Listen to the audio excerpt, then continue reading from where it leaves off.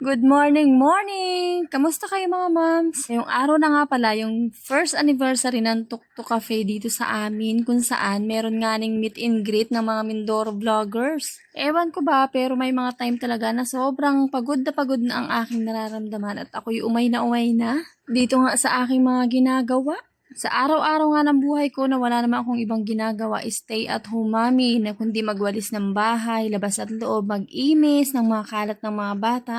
Magluto, maglaba, magtiklop. Lahat ng mga gawaing bahay kahit hindi nga gawaing pambabae, ginagawa ko na rin. Nakakaumay na talaga yung paulit-ulit na ginagawa mo at kung sa pagkain nga ay aayaw ko ng kainin. Pero dahil wala nga tayong no choice dahil tayo ang nag-iisang nanay dito sa ating tahanan, ay wala nga tayong magagawa kundi heto kahit masama ang pakiramdam minsan. Babangon at mag-iimis ka pa rin. Walang ibang aasahan kundi ikaw dahil kahit ikaw ay maghina-hinaan pagbaba mo, nakatambak na naman ang gagawin at ikaw pa rin talaga ang kikilos. Dahil vloggeristic nga ni tayo ay kahit masama ang ating pakiramdam habang tayo kumikilos ay syempre eto ating bibidyohan nga ang ating mga ginagawa. Kung sa makina nga ay gustong gusto nang magpahinga nitong aking katawang lupa, dahil meron talagang pagkakataon na ako hinang-hina sa buhay at parang gusto ko na lamang maupo. Kaya nga lamang ay hindi nga po pwede dahil meron nga ni tayong goal sa buhay. Bakit nga ba natin pinasok itong mundo ng vlogging kahit na tayo ay taong bahay lamang? Ano nga ba ang makukuha ng mga viewers natin sa paggawa natin sa ating bahay araw-araw? Ipare-pares din naman silang ganito din ang mga ginagawa. Maraming pagkakataon na gustong-gusto ko nang magtrabaho sa totoong buhay. Gusto kong mabago yung environment ko at hindi sa apat na sulok lamang nitong aming bahay umiikot.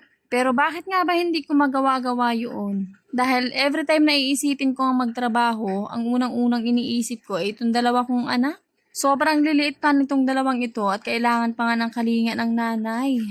Minsan nga may mga oras na ako'y napapatulala na lamang nga sa isang sulok at napapaisip din. Pumapasok sa isip ko at nagtatanong din ako sa aking sarili kung bakit nga ba nagtapos pa ako ng aking pag-aaral. Tapos hindi ko rin lang naman pala magagamit. Akala lang talaga ng iba, hindi mahirap yung sitwasyon natin na isinasaalang-alang palagi yung pamilya. Gustuhin ko mang magtrabaho, lagi kong naiisip yung dalawa kong anak. Pag nagkaroon ako ng trabaho, hindi ko maintindi itong dalawang kong anak kaya no choice na kukuha kami ng aming kasama sa bahay. Kung kailan bumabawi pa lang ako ng pag-iintindi dito sa dalawa kong anak, saka ko naman nararamdaman yung ganito.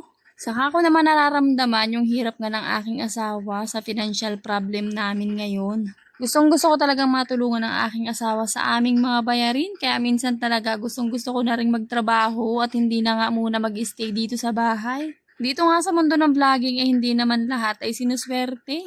Hindi lahat ay palaging papanoorin ang vlog mo. May mga times na may manunood at may mga times na hindi ka nga papanoorin. Kaya kahit monetize na nga ang aking page, dito sa backup page ko ay hindi pa rin naman ako kampante na ako'y kikita nga dito. Kaya heto, habang hindi pa nga ako nagtatrabaho ngayon, kahit wala nga akong masyadong ini-income dito sa aking pagbablog, ay hinahayaan ko na lamang. Ang importante, habang nandito pa nga ako, iniintindi ko pa nga ang aking pamilya, ay eto, nakakapaglibang-libang ako dahil nga ako'y nagbablog.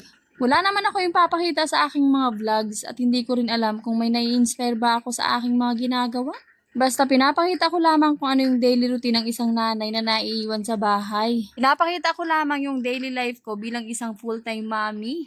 Sobrang daming nagko-content ng gawaing bahay mini vlogs. Talaga namang hindi na natin alam kung sino ang ating papanoorin. Kaya heto, habang ako ay may chance pang mag-vlog at hindi pa nga ako napapagod, ay enjoyin ko na lamang muna. So ayun na nga, mabalik na nga tayo din sa aking ginagawa. Pagkatapos ko maglinis at magwalis-walis, ay eto nga ang aking mga halaman ay talaga namang ako'y naiiyamot na din dito sa aming aso. Heto nga at akin na nga tinalian itong gate at sabi ko nga iwag na lamang sasarahan yan dahil yung aso nga ay laging doon nakatambay sa aking mga halaman at kinakaykay talaga ang lupa. Ito lamang talaga ang kagandahan kapag na-stay at home mom ka. Kapag nakapaglinis ka na ay anti-stress mo na din nga yun. So ayun na nga at nakapaglinis na din naman ako sa labas kaya naman heto pumasok na din nga ako din sa loob ng aming bahay. Araw-araw ko nga ang pineflex itong aming bahay ay wari ko nga'y memorize na ninyo ang loob at labas ng bahay namin. Ang importante lang naman talaga sa ating mga nanay, makapaglinis nga tayo, makapagluto, maintindi ng maayos ang ating pamilya, ay masayang-masaya na tayo doon sa mga simpleng gawain na ganun. Kaya naman sa araw-araw ng buhay ko na nagmi-mini vlogs ako, ay welcome ho kayo sa aming munting tahanan, ang aming home sweet home. Kinuha ko na din nga pala muna itong aking map at talaga namang lagi ko nga sinasabi sa inyo na kaya aayaw ko ng mga white sa loob ng bahay dahil ako ngay nahihirapang mag-maintain ng kalinisan dahil sobrang marumihin talaga ang mga kulay puti.